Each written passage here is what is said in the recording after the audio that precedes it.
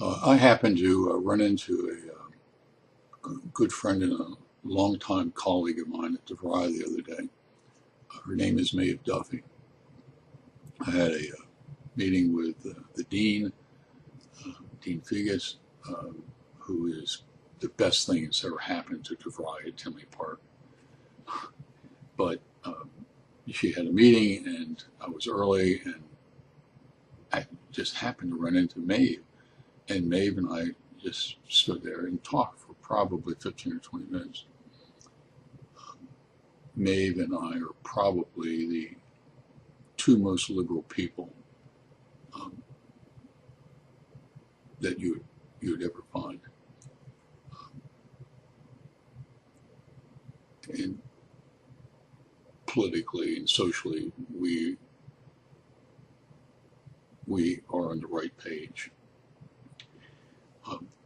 And I was talking about how I wanted to interview Clarence Page, who's the editorial writer, one of the editorial writers at the Chicago Tribune.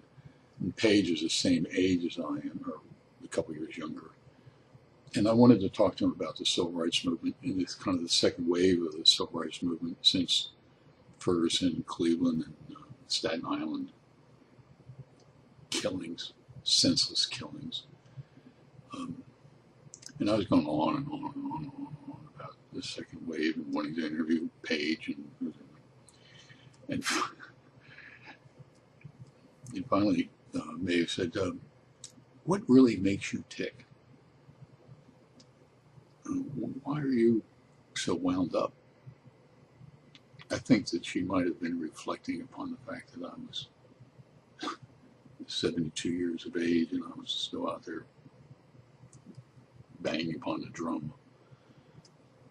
And I told her about growing up in New Jersey and moving to Pittsburgh and the effect that that had upon me educationally in a negative way. But that negative effect helped me in the present, in the last half of my life. I love teaching.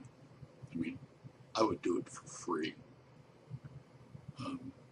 because I don't want students, regardless of their age, making the same mistake that I made when I was younger. And then I have two young grandchildren, Jack and Owen. And Jack is almost, is going into this summer will be 5 and Owen will be 3. But when Jack was 3 years of age, slightly more than toddling around the house, I was down there one time babysitting, and I had my laptop, and I was posting something about some painting, and I don't remember the painter or the painting. And Jack saw it on the screen of the computer and said, "What's that, Papa?" And I said, "That's some painting by somebody, and it's just like, you know, what you and your brother do when you're drawing, you know."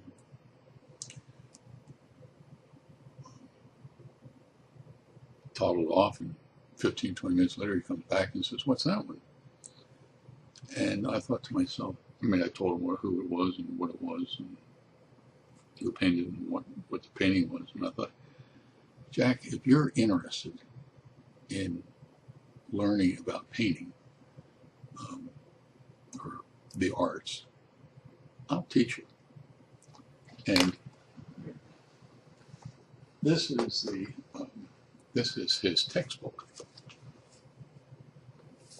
and it contains Van Gogh and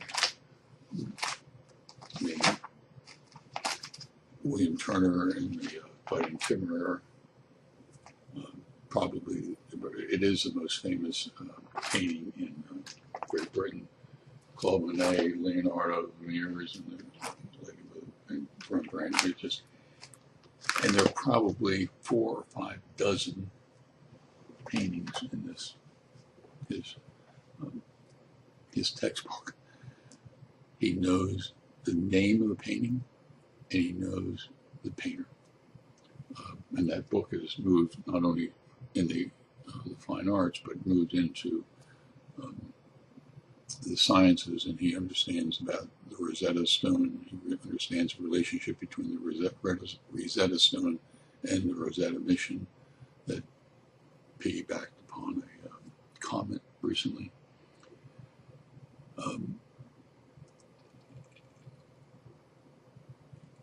He when he visits here in Crown Point, he'll go around the house, and I have a huge painting, a number of paintings by Turner, but one of them is the Fighting Timber. And he'll go past and says, "That's the Fighting Timber by Turner." And then I have a mouse pad, and this is he comes up and plays on my computer, and he says, "That's Turner's Fighting Timber." I have a T-shirt. I like Turner. I have a T-shirt that had this painting of Turner's Fighting Timber, and whenever he's explaining this to his brother, he says, "That's Papa's favorite painting." Owen, who is now will be 3 this summer, sits there and will listen to our conversation between Jack and me about various paintings. And one of the paintings that Jack loves most of all is "I in the Village" by Marc Chagall. And if you're quiet, or after you say something to Jack about it, or he says something to you, and you're just quiet, you can hear Owen sitting next to you saying Marc Chagall, or "I in the Village." It's like he's processing it and remembering it so that it's firmly placed in his hard drive in his brain. And man, I'll tell you, and Pablo Picasso said that all children are artists. All children are creative when they're young.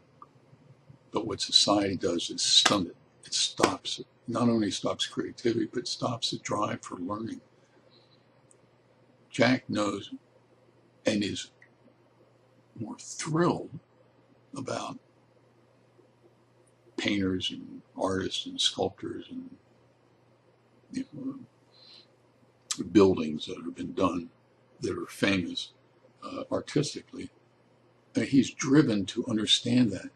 I wish all my students who are 20 or 30 years of age are as driven as Jack is now.